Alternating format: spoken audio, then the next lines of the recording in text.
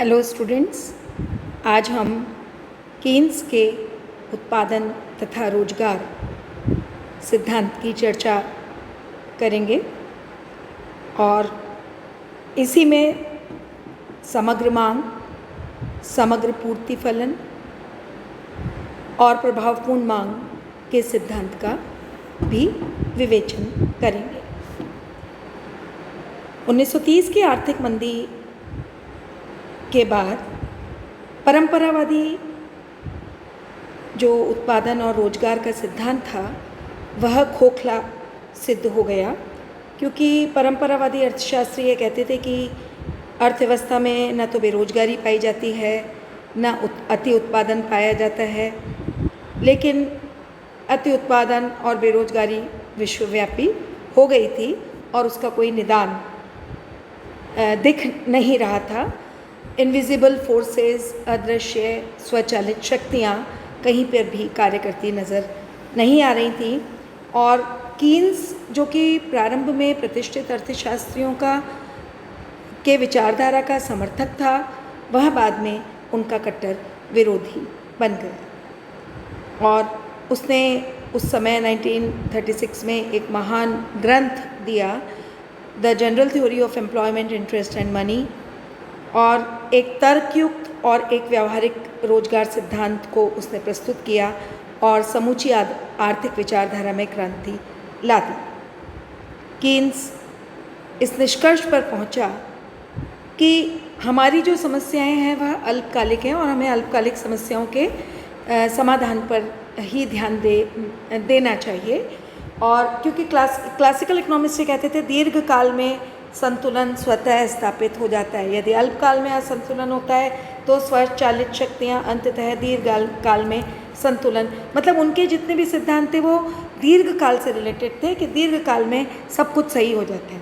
लेकिन कीन्स का कहना था कि दीर्घकाल में हम सब मर जाते हैं, तो हमारा जो ध्यान होना चाहिए वह अल्पकालिक समस्याओं पर और उनके निदान पर ज़्यादा होना चाहिए। और इसी के क्रम में कीन्स ने कहा था कि अल्पकाल में अगर श्रम, पूंजी, प्राकृतिक साधनों की मात्रा और तकनीकी दशाओं को स्थिर मान लिया जाए तो उत्पादन तथा आय में वृद्धि केवल रोजगार में वृद्धि के द्वारा ही संभव है। और उन्होंने बताया कि रोजगार आय का फलन है, अर्थात रोजगार का स्तर राष्ट्रीय आय तथा उत्पादन के स्तर पर निर्भर है। कीन्स ने बताया कि किसी समय पर राष्ट्रीय आय, उत्पादन तथा रोजगार का स्तर प्रभावपूर्ण मांग पर निर्भर करता है। अगर प्रभावपूर्ण मांग में कमी होती है तो मांग में कमी होने से उत्पादन हतोत्साहित होता है और उत्पादन और आय में गिरावट होती है और रोजगार गिर जाता है। इसके विपरीत अगर प्रभावपूर्ण मांग में वृद्धि होती है तो वस्तुओं और सेवाओं की मांग बढ़ने से उत्पादन और आय दोनों बढ़ते हैं और इससे रोजगार में भी वृद्धि होती है। तो प्रभावपूर्ण मांग कीन्स के रोजगार सिद्धांत का आधारभूत केंद्र है। उनका यह कहना था कि प्रभावपूर्ण मांग की कमी से बेरोजगारी फैलती है, जबकि प्रभावपूर्ण मांग में वृद्धि करके ही बेरोजगारी को दूर किया जा सकता है।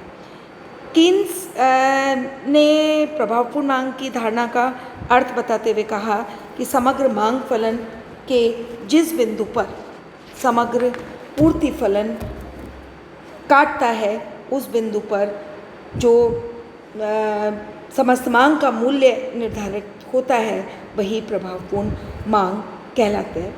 इसको हम ये कह सकते हैं दूसरे शब्दों में कि प्रभावपूर्ण मांग उत्पादन, आय और रोजगार का वह बिंदु है जहाँ समस्त मांग फलन और समस्त पूर्ति फलन इक्विलिब्रियम में होते हैं। तो अब प्रश्न यह उठता है कि समग्र मांग फलन और समग्र पूर्ति फलन किसे कहते हैं। तो सबसे पहले हम समग्र मांग फलन को डिस्कस करते हैं। तो प्रोफेसर कीन्स ने ये बताया कि समग्र मांग फलन का क्या अर्थ है। उनके अनुसार रोजगार के किसी दिए हुए स्तर पर रोजगार के उस स्तर पर उत्पादित जो आउटपुट है, प्रदा है, उसके बेचने से जो प्रत्याशित आय होने की संभावना है इन दोनों के बीच में जो संबंध स्थापित करता है उसे हम समग्र मांग फलन कहते हैं। उनके अनुसार समग्र मांग फलन उन विभिन्न मौद्रिक राशियों की अनुसूची है जो उद्यमकर्ता रोजगार के विभिन्न स्तरों पर उत्पादित प्रदा के विक्रय से प्राप्त करने की आशा करते हैं। अर्थात यह प्रत्याशित आयों की अनुसूची है जो उद्यमकर्ता को रोजगार के विभिन्न स्तरों पर उत्पादित प्रदा के विक्रय से प्राप्त हो सकती है। इसको ही हम समग्र मांग फलन कहते हैं। तो गणितीय सूत्र में हम इसको लिख सकते हैं D = F = N। इसका मतलब है D का मतलब समग्र मांग फलन, जिसमें D का मतलब समग्र मांग फलन, N का मतलब रोजगार है और F का मतलब फंक्शन है। अब हम देखें समग्र पूर्ति फलन किसे कहते हैं। जब व्यवसायी श्रम को रोजगार पर लगाता है तो रोजगार के प्रत्येक स्तर पर श्रम तथा उत्पादन के अन्य सहयोगी साधनों के लिए कुछ लागत लगानी पड़ती है। इस कुल लागत में सामान्य लाभ भी शामिल होता है।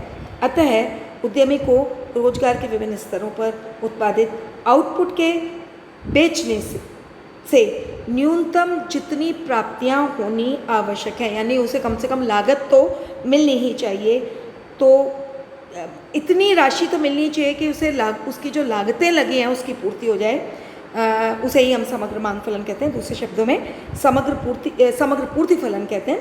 दूसरे शब्दों में समग्र पूर्ति फलन बिक्री की न्यूनतम राशियों की अनुसूची है जो रोजगार के विभिन्न मात्राओं को प्रेरित करने के लिए आवश्यक है। तो इस प्रकार रोजगार के विभिन्न स्तरों पर अलग अलग कुल पूर्ति कीमतों को व्यक्त करने वाली अनुसूची समस्त पूर्ति फलन कहलाती है।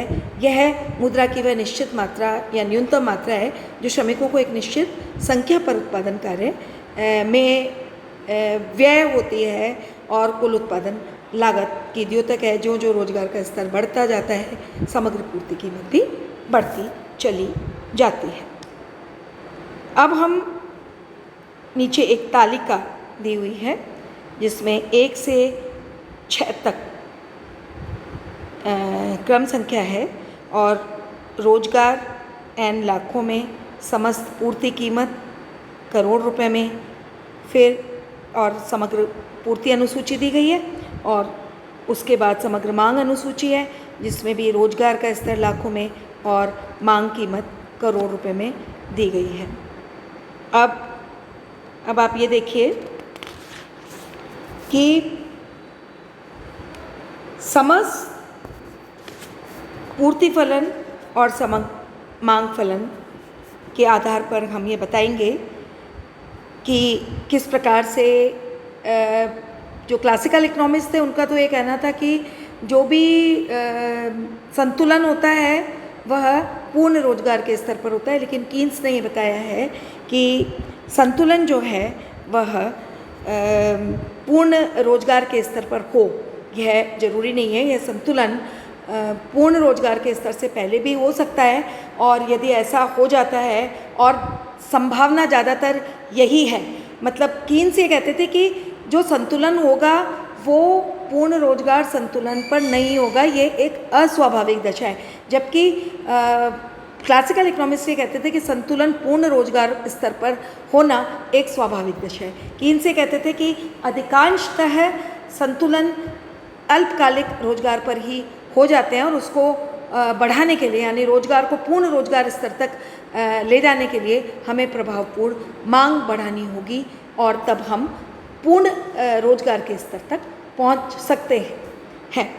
तो प्रभावपूर्ण मांग उनके जो आय और उत्पादन के रोजगार का जो सिद्धांत है उसमें बहुत महत्वपूर्ण स्थान रखते हैं।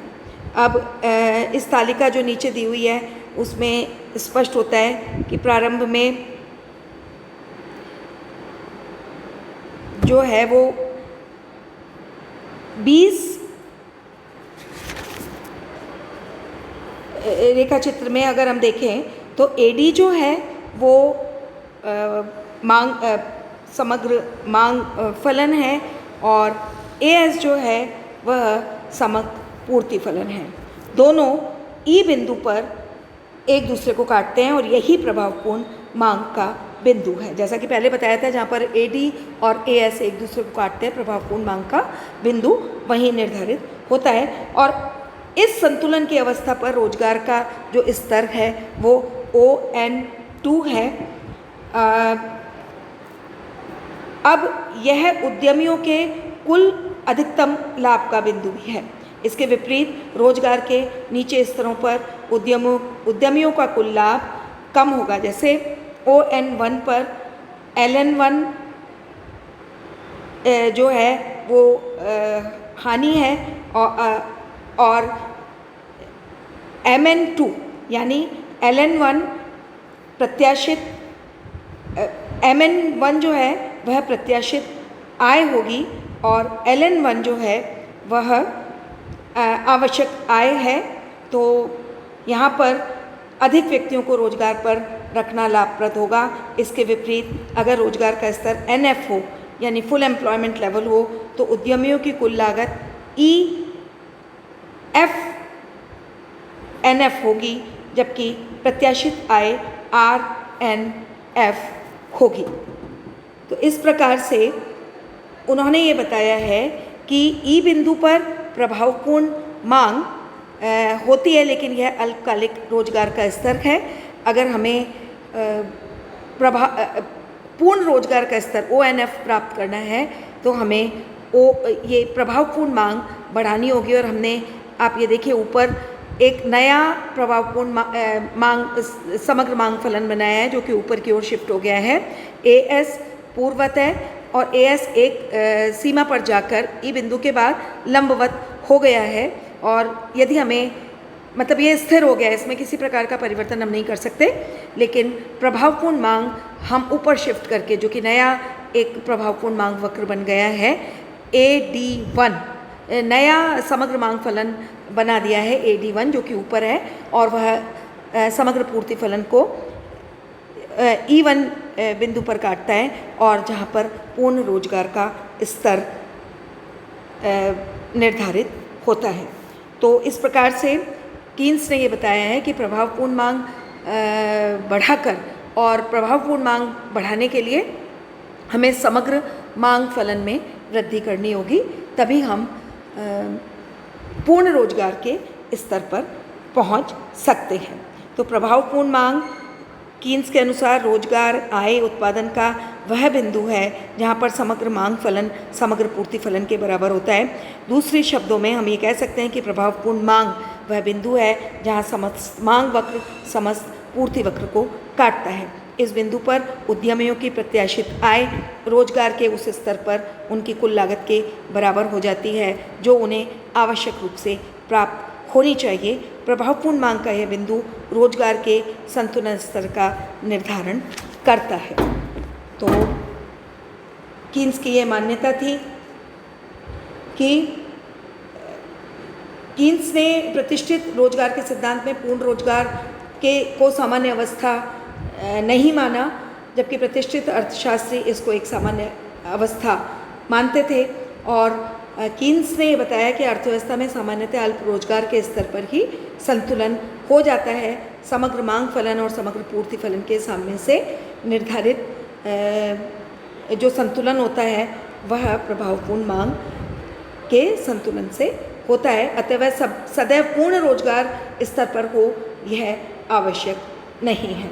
जैसा कि इस चित्र में ई बिंदु पर जो रोजगार का स्तर है वो ON है, जबकि यह पूर्ण रोजगार का बिंदु नहीं है। पूर्ण रोजगार का बिंदु ONF है। अतः पूर्ण रोजगार के स्तर में वृद्धि करने के लिए कीन्स के अनुसार प्रभावपूर्ण मांग में वृद्धि होनी आवश्यक है। कीन्स की यह मान्यता थी कि अल्पकाल में उत्पादन की तकनीकी दशाएं कच्चे माल भौतिक साधन की मात्राओं में विशेष रूप से परिवर्तन करना संभव नहीं है। अतः समस्त पूर्ति फलन स्थिर रहता है और रोजगार के स्तर को निर्धारित करने में समग्र मांग फलन ही अधिक महत्वपूर्ण होता है। अतः समस्त मांग फलन में वृद्धि करके ही प्रभावपूर्ण मांग का बिंदु जो है वो ई बिंदु से EF तक बढ़ाया जा सकता है। जैसा कि इस चित्र में स्पष्ट है, AS समस्त पूर्ति वक्र है, AD प्रारंभिक मांग वक्र है और ADF बढ़ा हुआ AD जो 1 है वह बढ़ा हुआ समस्त मांग वक्र है। प्रभावपूर्ण मांग के ई बिंदु पर रोजगार का स्तर ON है, जो कि पूर्ण रोजगार का स्तर नहीं है। यहाँ पर समस्त मांग वक्र AD समस्त पूर्ति वक्र AS को आपस में काटते हैं, लेकिन यहाँ पर अंडर एम्प्लॉयमेंट इक्विलिब्रियम है, अल्प रोजगार संतुलन है, जबकि C + I + G उपभोग व्यय, विनियोग व्यय अथवा सार्वजनिक व्यय में वृद्धि करके नया समस्त मांग वक्र AD1, जो कि ऊपर की ओर उल्टे हाथ की तरफ शिफ्ट हो गया है, हमें नया संतुलन बिंदु EF प्राप्त होता है और इस बिंदु पर हमें ONF पूर्ण रोजगार स्तर प्राप्त होता है। तो प्रभावपूर्ण मांग इस प्रकार से बहुत महत्वपूर्ण है। प्रभावपूर्ण मांग में वृद्धि करके अल्प रोजगार स्तर से पूर्ण रोजगार स्तर पर पहुंचा जा सकता है और इस प्रकार से यह दोनों में डिफरेंस है। क्लासिकल ये कहते थे कि जो संतुलन होगा वह सदैव ये स्वाभाविक दशा है कि पूर्ण रोजगार पर होगा, जबकि कीन्स ये कहते हैं कि यह संतुलन अधिकांशतः और मतलब प्रोबेबिलिटी ज़्यादा यही है कि ये अल्प रोजगार पर होगा, लेकिन AD में वृद्धि करके समस्त मांग फलन में वृद्धि करके हम इसको पूर्ण रोजगार स्तर तक बढ़ा सकते हैं। Thank you very much.